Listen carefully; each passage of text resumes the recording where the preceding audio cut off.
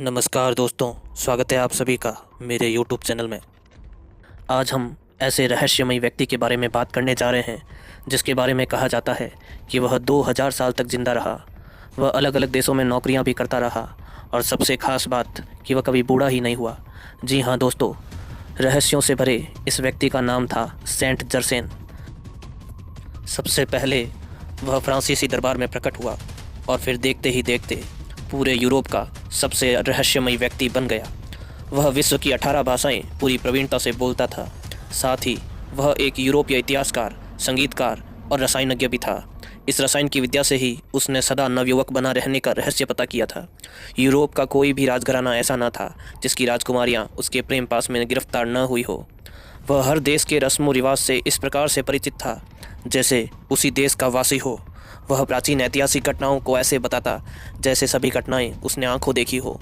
वह कहता था कि उसे कोई नहीं मार सकता। उसके शरीर के जख्म भी अपने आप भर जाते थे। उसने कई लड़ाइयाँ लड़ी, उनमें से वह कई में हारा भी और मारा भी गया, लेकिन कुछ समय बाद वह फिर से प्रकट हो जाता एकदम हष्ट-पुष्ट रूप में।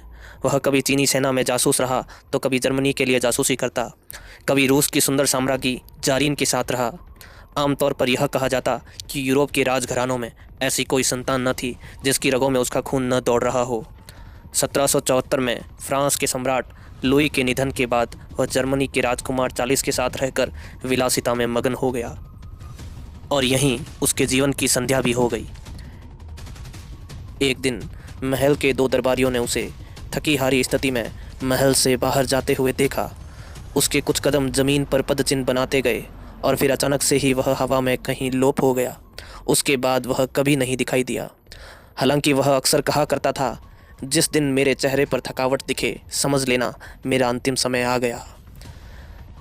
तो आज का ये रहस्यमयी सफ़र आपको कैसा लगा, हमें कमेंट करके ज़रूर बताइए। हमारे चैनल को सब्सक्राइब कीजिए और वीडियो को लाइक करना ना भूलें। धन्यवाद।